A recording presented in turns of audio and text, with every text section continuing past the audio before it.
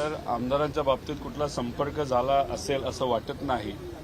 पण खासदारांच्या बाबतीत बोलायचं झालं तर जेव्हा पार्लमेंट दिल्लीला चालू होतं तेव्हा अशा प्रकारचा संपर्क तटकरे साहेबांनी केला अशी नक्कीच चर्चा आहे. त्यामुळे कितीही तिथनं प्रयत्न झाला, संपर्क झाला तरी खासदार असू द्या नाही तर आमदार असू द्या त्या बाबतीत कुठलाही वेगळा निर्णय घेतील असं मला वाटत नाही. आम्ही सर्वजण आदरणीय पवार साहेबांच्या मार्गदर्शनाखाली काम करणारे लोक आहोत.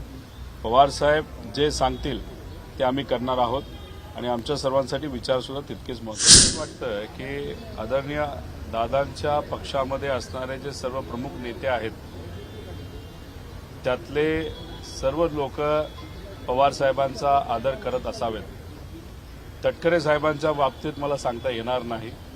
त्यामुळे तुम्ही जे बोलत आहात की पवार साहेबांना आदरणीय समजणं हे नक्कीच त्या पक्षामध्ये असणाऱ्या प्रमुख नेत्यांच्या बाबतीत खरं असावं. पण तटकऱ्यांच्या बाबतीत ते सांगता येत नाही. ते प्रॅक्टिकल नेते आहेत.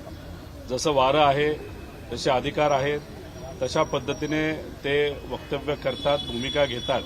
आज ते भाजपबरोबर आहेत, आज ते सत्तेत आहेत. त्यांच्या ज्या कुठल्या अडचणी आहेत त्या बऱ्यापैकी सुटलेल्या आहेत.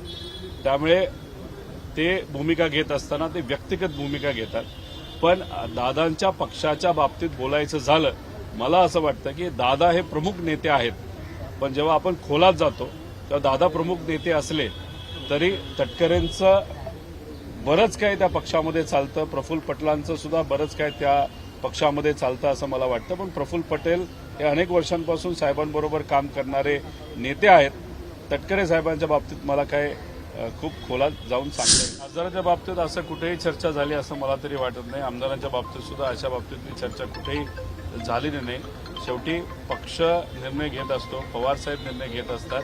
आणि आपण जर बघितलं तर आपल्या पक्षामध्ये लोकशाही आहे. आज सुद्धा युवकांची आत्ता बैठक झाली, महिला पदाधिकाऱ्यांची आत्ता होईल, नंतर विद्यार्थ्यांची होईल. उद्या सर्व आमदार, माजी आमदार व जे उमेदवार या इलेक्शनमध्ये उभे होते त्यांच्या बरोबर सुद्धा चर्चा संघटनेबाबतीत आदरणीय पवारसाहेब त्या ठिकाणी करत आहेत. त्यामुळे संघटनेच्या बाबतीत बोलायचं झालं, पवारसाहेबांच्या बाबतीत बोलायचं झालं तर आज संघटनेवर लक्ष देत संघटना आपल्याला कशी ताकदवान बनवता येईल या बाबतीत पवारसाहेब भूमिका घेत आहेत. आणि पवारसाहेबांबरोबर आम्ही तटकरे साहेब बोललेत का मला माहीत नाही. एकतर हे डील जे होतंय ते तटकरे साहेब स्वतःच्या लेवलला कुठं प्रयत्न करत आहेत का हा त्यांचा विषय राहिला. पण आम्ही त्या पक्षाकडे बघत असताना आम्ही दादांकडे नेहमी बघत असतो. दादांचं कार्यपद्धती, दादांची स्टाईल आणि दादा त्या पक्षाचे प्रमुख आहेत.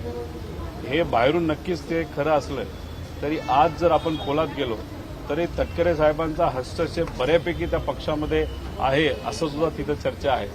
त्यामुळे दादा जोपर्यंत वक्तव्य करत नाही तोपर्यंत कुठल्याही वक्तव्याला खरं समजलं पाहिजे असं मला वाटत नाही. दादा हे प्रमुख असल्यामुळे दादा जे बोलतील ते त्या पक्षाची भूमिका असं आपल्याला म्हणावं लागेल.